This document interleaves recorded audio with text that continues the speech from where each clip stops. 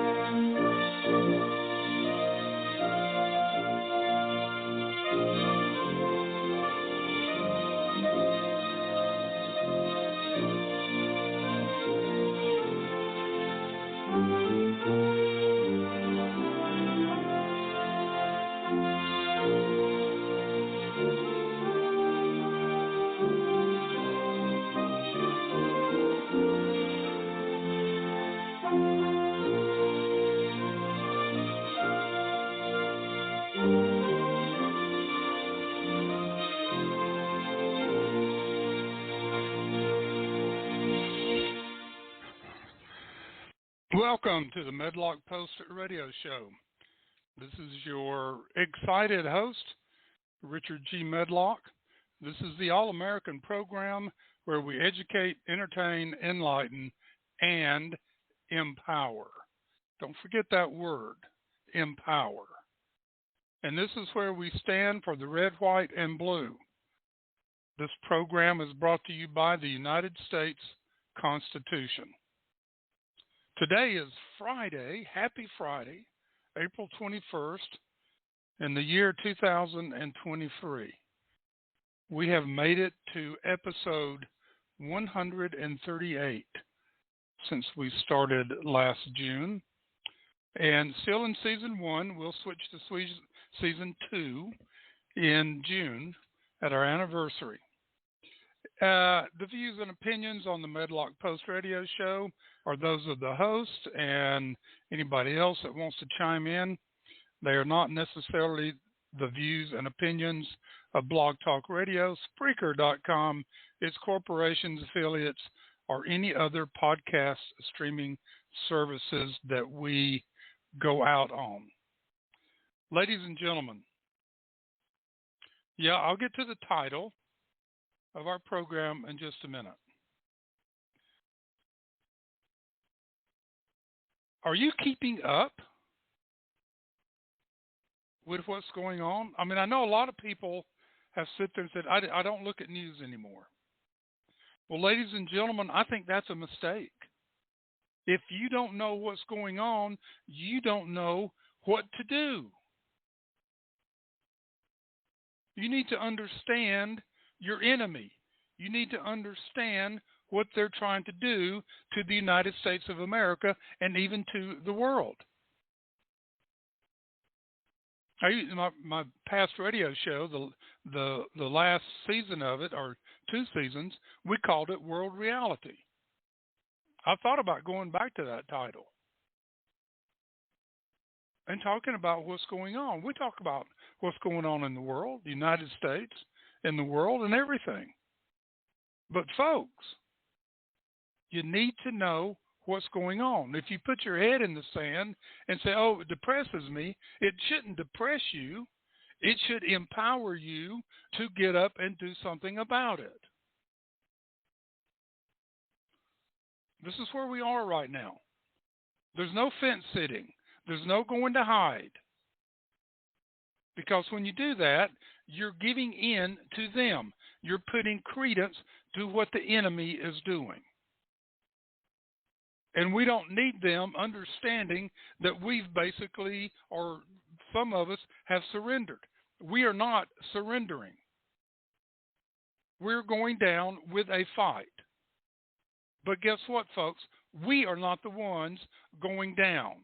America is not going down. Our enemies are.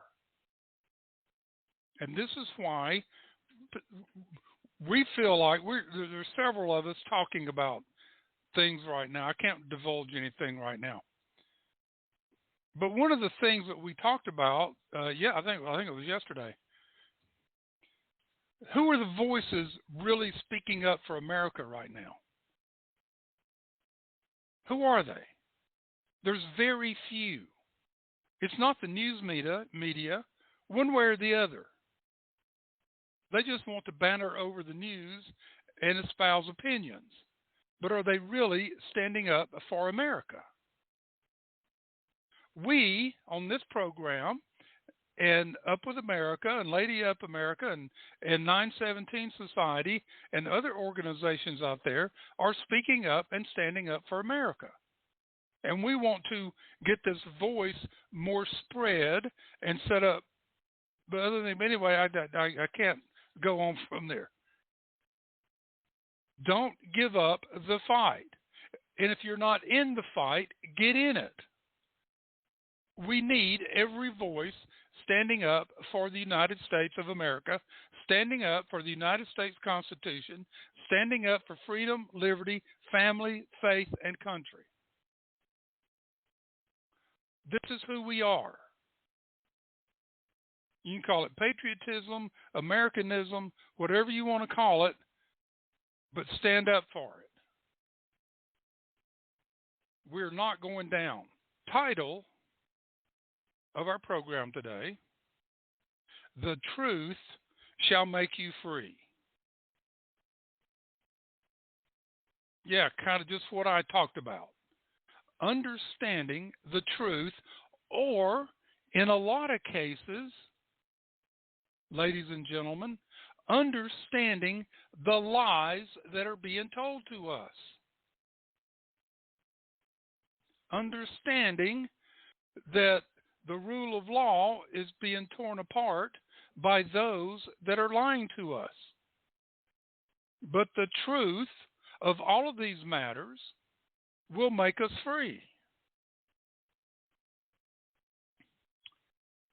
And maybe even help convert some other people that believe all the lies. Now, we can look at this. Yes, that's a religious statement. It's right out of the Bible. But it applies to everything. Satan just doesn't pick and choose. He lies about everything. Everything. And so does communism. Blaise Pascal gave us this wonderful quote. We should seek the truth without hesitation. And if we refuse it, we show that we value the esteem of men more than the search for truth. This is a powerful statement by Blaise Pascal. I love it. You've heard me say, men are to seek truth. Men are not to create truth. The truth has been there for eternity. We need to seek it and bring it out and follow that truth. Here, I think we could, let's go through this statement by Blaise Pascal again. We should seek the truth without hesitation. Standing up for truth. Go after it boldly. What is it? We boldly go beyond. How does Star Trek go? I don't know. I can't remember. And then he says, if we refuse it, if we refuse what? The truth, we show that we value the esteem of men more than the search for truth. Put your faith in who? God, not man.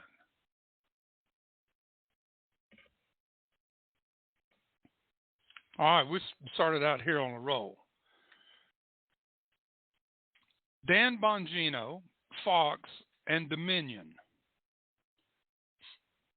How many of you, excuse me, were watching I was, but how many of you were watching the start of the trial that Dominion voting machines, that company, sued Fox for defamation and all that stuff, and it was to go to trial Monday. supposed to start. Jury selection, whole works. Well, the last second it was put off. Normally, when it's put off like that, either somebody's gotten sick, a prosecutor or defendant's attorney or something. But normally you have enough attorneys that you can go forward. Or, and the jury pool hadn't been picked yet. So normally when it gets put off like that and there's no news, there's negotiations going on behind closed doors. So Tuesday afternoon, or was it Wednesday? Wait a minute. Tuesday afternoon, they announced that a settlement had been reached, and Fox would pay Dominion $785 million or whatever it was, $780-something million. Really? How many of you were shocked at that announcement? Yeah, I said, what's going on here? Fox was reporting the news, as was other networks. But they only sued Fox. So Wednesday afternoon, or Wednesday morning, Dan Bongino on his show, not on Fox, but his podcast, talked about this. He was, like me, shocked. What's going on here? And he says, I can't believe Fox did this, that they didn't go to trial.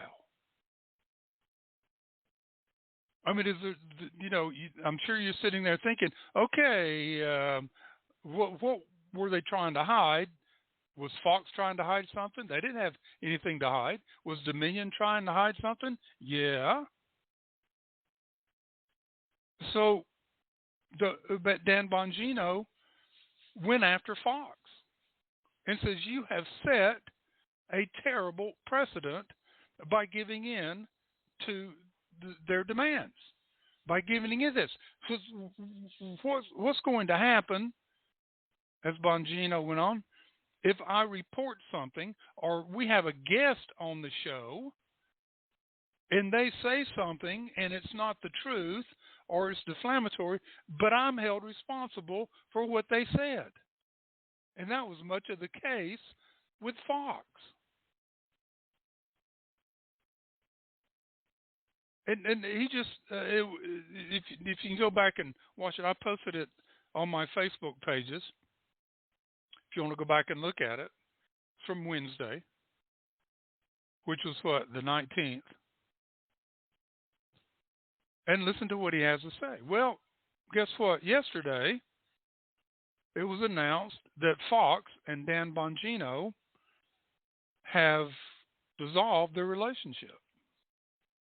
Now, Dan's statement came out and says, hey, we were in contract negotiations to renew. I've been with Fox for 10, 11 years, and it's been a great relationship. There's no regrets here and nothing nefarious.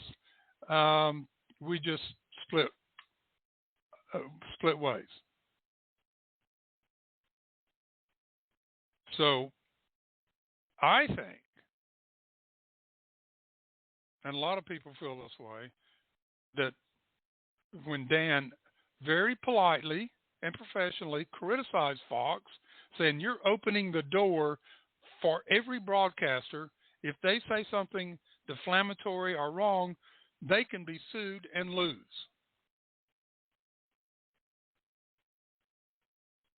So Fox said, okay, powers that be. Well, no, we can't have him criticizing us. We're not going to go any further with our contract negotiations.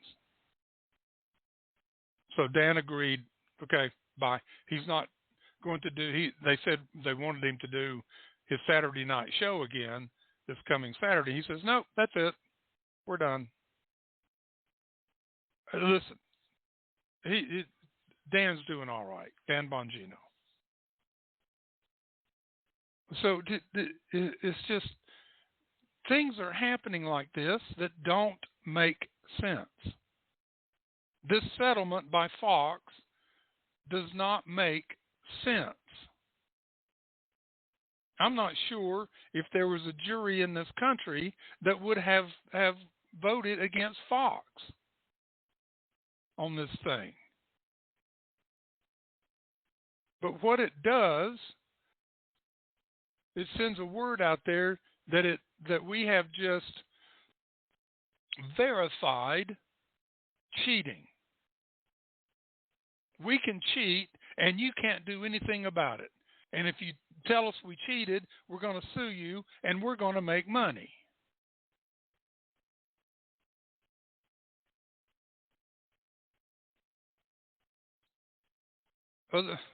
Yeah, a little about Bud Light.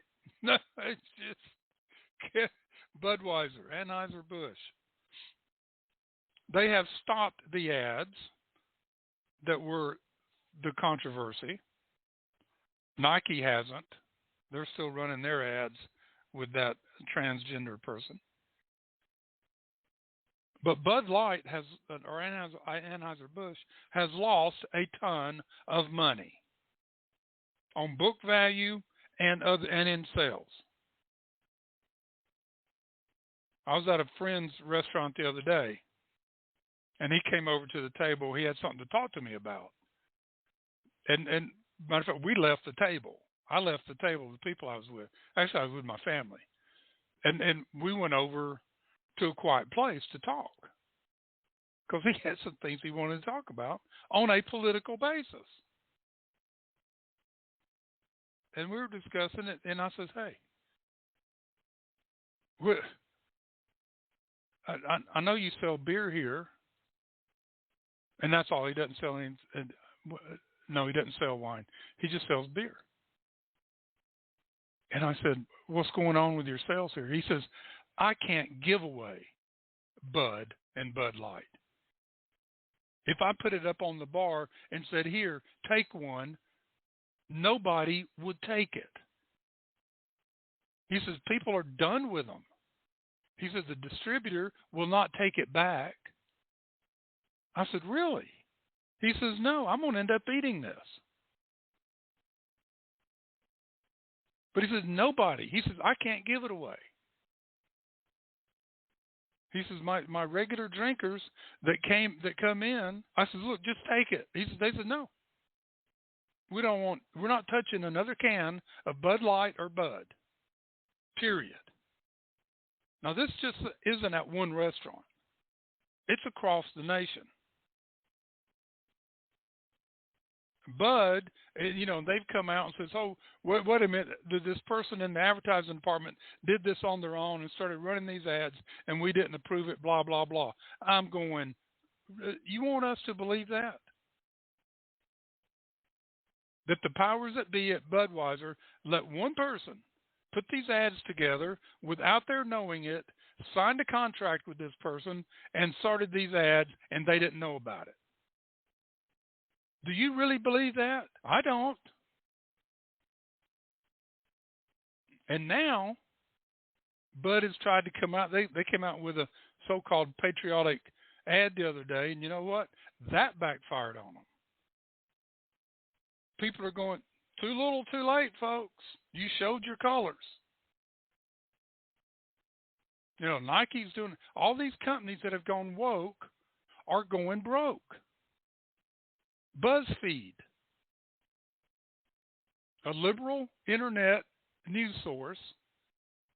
I used to read it for a long time, but they got so bad I couldn't read it anymore. About a year ago, enough's enough. And guess what they announced yesterday? A liberal internet newspaper is shutting down. They've gone broke. Nobody reads them anymore. And see, that's what we're talking about here, folks. These are things that we can do if we're asking ourselves. What we can do is these woke companies, we just don't participate with them. We don't support them. We don't get a subscription to BuzzFeed. Even the liberals are leaving them. They got so bad.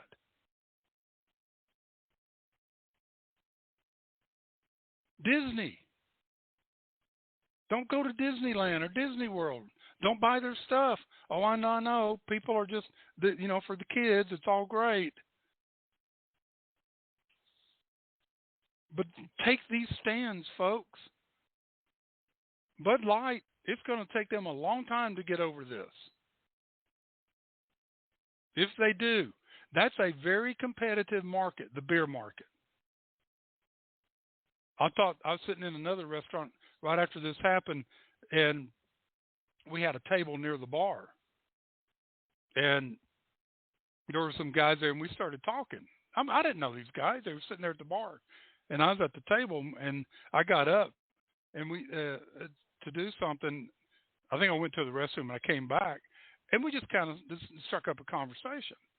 That's who I am, folks. I'll start talking to people. And they said, look, I didn't like Bud Light in the first place. Coors is a lot better. And the other guy says, yes, I'm through with them. And I bet you they're going to say this today. I mean, that was 2 weeks ago. They're going to say the same thing, the same as my friends' customers. Nope, done, over.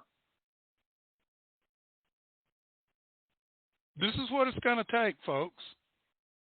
Taking stands. Now, I'm not for boycotts, but I'm just saying, hey, you don't want, the heck with their product. I've done that to a lot of things. I just said, nope, I'm done with you. Over and done. The truth shall make you free. Let's talk about Joe Biden and his socialistic tyranny right now. How many of you, and I hope all of you, are paying attention to all these mandates that he's coming out with? These executive orders, these mandates. He's changing law. He's changing regulations that can only be changed if you follow the Constitution by legislation. His EPA is totally out of control. But let's talk about his new mortgage rules that he wants to put in place. Oh, these poor people with bad credit that can't get mortgages. We're going to make good people with high credit scores pay for their mortgages. That's communism. We're going to penalize the people that have worked hard all their lives, that have saved, that put down their deposit or their down payment and bought a house and got good credit and got a good credit score. We're going to penalize them now. We're going to make them pay a higher interest rate or a higher mortgage to subsidize these subprime people that don't work hard, that don't have money for down payment. We're going to subsidize them. But ladies and gentlemen, if you remember what happened in 2006, 7, and 8, and 9 in the housing market, this is subprime mortgages on steroids. This is taking it to a whole nother degree. Now, back then, the subprime on us was on the banks, on the mortgage companies. But then a subprime loan, some of them went for 12, 15% interest. Everybody else was paying 6, 7. The good credit people, the people that had down payments. But subprime, you didn't have to have a job, you didn't have to have a credit score, nothing, and you got a subprime loan, 100%. We financed your closing costs, and you walked into a home. And that was a total bust. If you don't have any equity in a home or in any type of investment into it, equity, that's what equity is. It's investment into. If you don't have any of that, you could care less what happens. Look at apartments. You know how many apartments, even in high-income apartments, get trashed by people because it's not theirs. At the end, when their lease is up, they just walk away. They don't care what condition it's in. Same thing happened in subprime. Those homes were trashed, a lot of them. So, again, this is penalizing people that work hard, have savings, have good credit scores, have good families. He wants to penalize them to support, oh, these poor bad people. They're just victims of all these people that work hard. That's their mentality. That's communism. It is the opposite of the real world. In the subprime mess, housing mess, in 2008, 2007, it resulted in a $191 billion bailout. And Fannie and Freddie almost went bankrupt.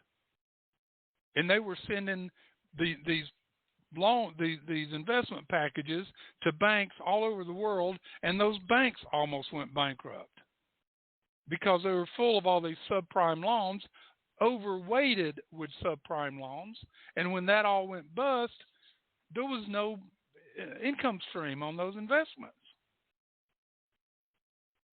We're looking at the same thing here. Looking at the corrupt government from top to bottom. Again, this is communism. Communism is fatal to a country. It is fatal to the soul. It's treason. It's a vicious virus, and it must die for America to survive. Biden's policies and mandates that he has come out with since he's taken office has been nothing but to destroy the middle class, the economy, and America. He is setting up again a policy of rewarding no responsibility and no discipline instead of rewarding responsibility and discipline.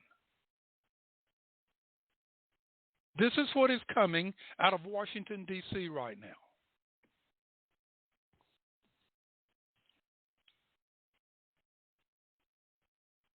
The student loan debt. Oh, you got this terrible degree that means nothing to anybody, and you can't get a job. Oh, we'll just forgive your student loan. No problem. I'm sorry. Are you telling us that those people were so stupid they couldn't realize what they were doing? No, they weren't stupid. They just took the easy road. I got all this free money. I'll just take easy classes, get a degree, and then go out into the world, and the world owes me. The government's going to take care of me. No responsibility and no discipline is being rewarded or attempted to be rewarded. Look at the Title IX situation here. Joe Biden is trying to change Title IX to force transgender men to compete with women. State after state after state have passed laws against that, not allowing that to happen. But he wants to override it as a federal government. Now, the problem with this is that Title IX can only be changed if Congress passes a law. But this mentality that sits in Washington, D.C. is, oh, we want it changed. I'm just going to mandate it. Well, all your mandates have cost Americans trillions of dollars. Corporations, Americans, families, etc. Trillions of dollars since you took office. Congress has to pass a law for Title IX to be changed. Look right now at the G7. These 7 countries that supposedly govern the policies of the world, and the United States is one of the 7, and also the G20. Let's include them. Among all of them, there is not one of those countries that has a growth policy among them. It is all no growth. It's high inflation, high spending, and no growth. Big government spending is what do you call it? The habit right now. The in thing for you people from the 60s and 70s. The in crowd. I ought to get that song and play it one day. There's nothing in their policies for growth, taxation, and inflation, and spending. That's all it is. Joe Biden is trying to mandate taxing unrealized gains again. He talks about it like every few months. It gets downplayed and pushed to the side, and then he brings it back up again. What does this mean? Taxing unrealized gains. Now, basically, he's talking about the stock market, where you buy a stock at 50 and it goes to 100, and on December 1st, its value is $100 a share. Well, you're still in it. You still hold it. You haven't sold it. The government will tax you a $50 gain on your holdings. So if you had 1,000 shares at $50, they're going to tax you on that amount of money. You add that to your unrealized income, unearned income. But they're going to tax you. The next year, let's say it keeps going up. It's now at $150 a share. Now they're going to tax you. Your original cost was $50. Now they're going to tax you on $100. Are they discouraging investment? No, they want your money. They want to spend. Climate change. They have finally come out and admitted that the Inflation Reduction Act was nothing but a green energy bill. And last night, the CBO of the United States government came out and said the cost over the next 10 years for the proposals, what they want to do in the Inflation Reduction Act, and yes, you want to gag every time you say that, the cost over the next 10 years, are you sitting down, is $92.2 trillion with a T dollars. That's $9 trillion a year that we do not have to spend. But we can print it.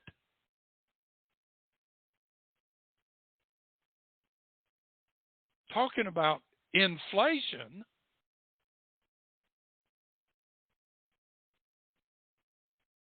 earlier I mentioned the EPA. Howland, the Secretary of the EPA, is a radical, a massive radical environmentalist. She is anti anything coming out of the ground to make energy.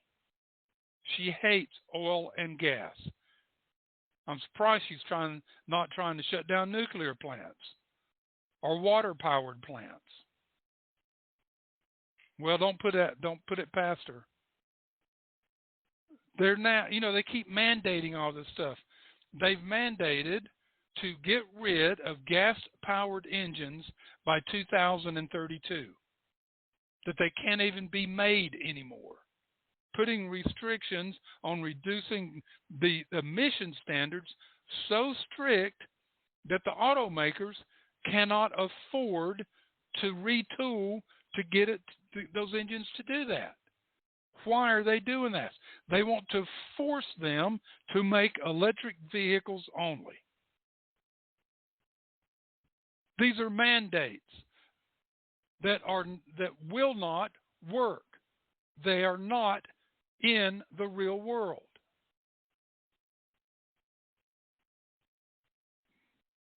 So what do we need?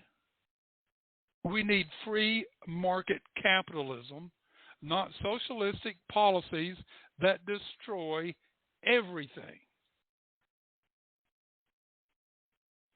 Now, with all of these mandates,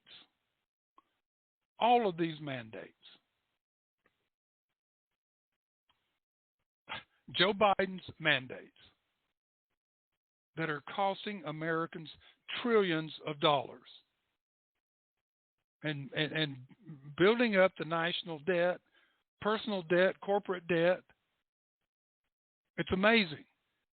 So Joe Biden, I'm going to start doing this.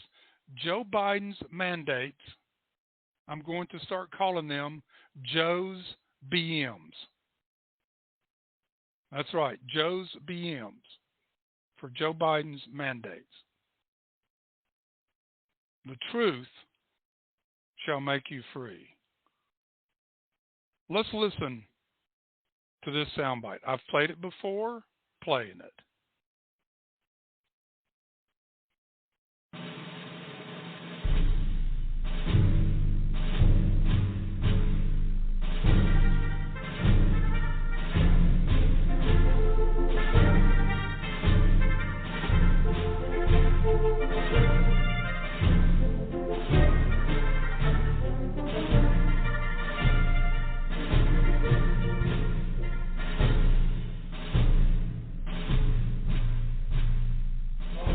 Dear President Obama, we, the people, have stated resolutely we reject your vision for our country.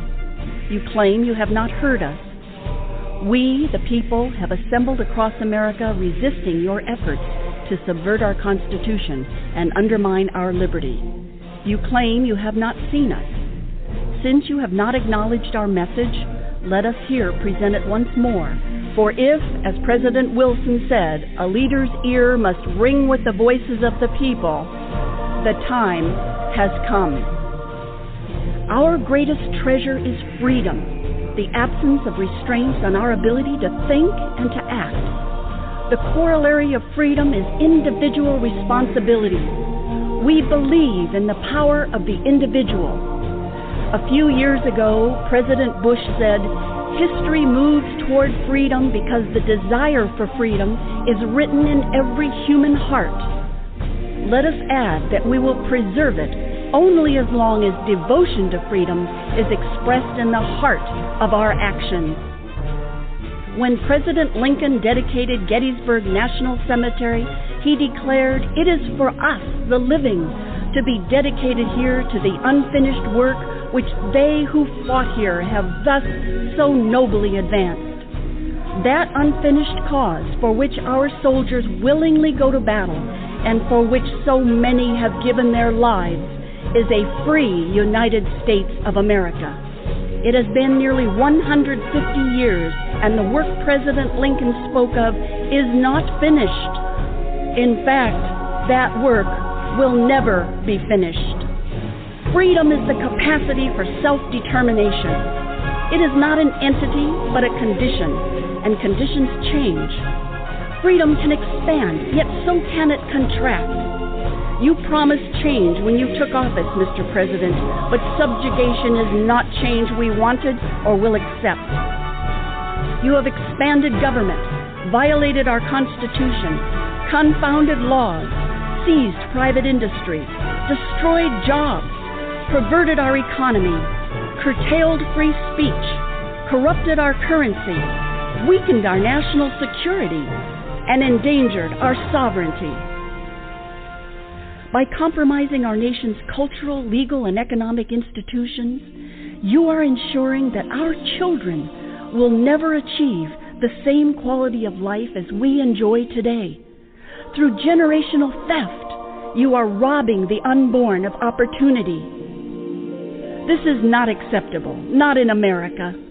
We did not become a strong nation through hope, but rather through self-reliance. No one better understands the relationship between individual achievement, dignity and strength than our armed forces. Through every war, our soldiers have held this nation's destiny in their hands. They have not failed us. They cherish freedom enough that they are willing to die for it. Our duty to them and to ourselves is to treasure freedom enough to live up to it. We accept the challenge, Mr. President. That is why we are assembling across the land to deliver our message to you as often and in every way we can. Dismiss us at your political peril. Our great nation is a republic. We will not accept tyranny under any guise. Your policy to redistribute the fruits of our labor is statism and will not be tolerated. By our honor, Mr. President, we vow forever to resist coercive government in America. Patriots will not stand silent as you attempt to dismantle the greatest nation on earth. We, the people, will defend our liberty. We will protect our beloved country, and America's exceptionalism will prevail. God bless the United States of America. Sincerely, we, the people. Amen. Amen. I will keep playing that. Yeah, she addressed Mr. Obama, but aren't we just seeing his policies on steroids under Biden? How many times have I told you when they knew they had to get the office back, the White House, when Hillary lost it, to continue destroying this country? It was going to continue under Hillary. And they lost 4 years, so they're fast-tracking everything. To read this, I had 15 pages of stuff here, and I'm only on the second page. Most of that was outlines. But I want to read this. A friend of mine years ago used this in a speech. And I was there, I heard this, and I was really touched by it. And I haven't done anything with it since. But I think the time is right to hear this. And this was written by Dr. Bob Moorhead. It's an excerpt from his book, Words Aptly Spoken. And according to Dr. Moorhead's son, a man in Africa who was murdered for his faith had a copy of this prayer on him when he was martyred, titled The Fellowship of the Unashamed. And I think this is very appropriate in today's world, and the truth shall make you free. I'm a part of the fellowship of the unashamed. The die has been cast. I have stepped over the line. The decision has been made. I'm a disciple of His, and I won't look back, let up, slow down, back away, or be still. My past is redeemed. My present makes sense. My future is secure. I'm done and finished with low living, sight walking, and small planning, smooth knees, colorless dreams, tamed visions, mundane talking, cheap living, and dwarf goals. I no longer need preeminence, lavish wealth, position, promotions, plaudits, or popularity. I don't have to be right or first or tops or recognized or praised or rewarded. I live by faith, lean on His presence, walk by patience, lift by prayer, and labor by Holy Spirit power. My face is set. My gait is fast. My goal is heaven. My road may be narrow, my way rough, my companions few, but my guide is reliable and my mission is clear. I will not be bought, compromised, detoured, lured away, turned back, deluded, or delayed. I will not flinch in the face of sacrifice or hesitate in the presence of the adversary. I will not negotiate at the table of the enemy, ponder at the pool of popularity or meander in the maze of mediocrity. I won't give up, shut up, or let up until I have stayed up, stored up, prayed up, paid up, and preached up for the cause of Christ. I am a disciple of Jesus. I must give until I drop, preach until all know, and work until he comes. And when he comes, and when he does come for his own, he'll have no problem recognizing me. My colors will be clear. Ladies and gentlemen, that's beautiful. I think I will post that on my blog, and I'll try to post it on my Facebook pages. And speaking of my Medlock Post private group, a bunch of people are joining now. I'm just every day, people are joining. They want to know what's going on and what to do. They're tired of the malarkey that's going on. They want the truth so they can be free from all this mundane, unrealistic garbage that's taking place. They want the truth.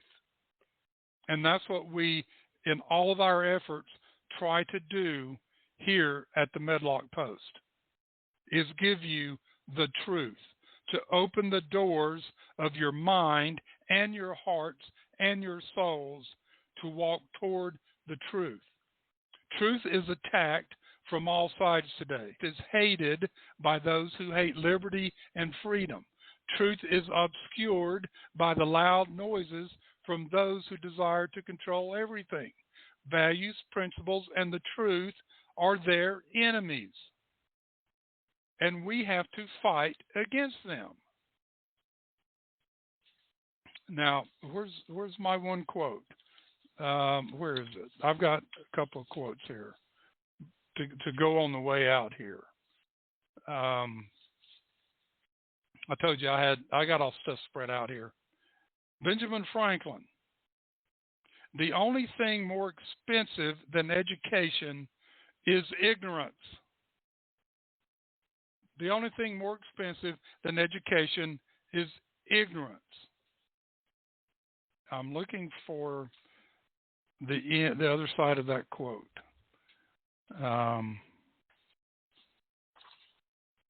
Here it is. Johann Goth. Truth has to be repeated constantly because error also is being preached all the time, and not just by a few, but by the multitude, in the press, encyclopedias, in schools and universities. Everywhere error holds sway, feeling happy and comfortable in the knowledge of having majority on its side. You get that? We have to speak truth repeatedly and constantly. That's why we're here at the Medlock Post and a few of our other friends.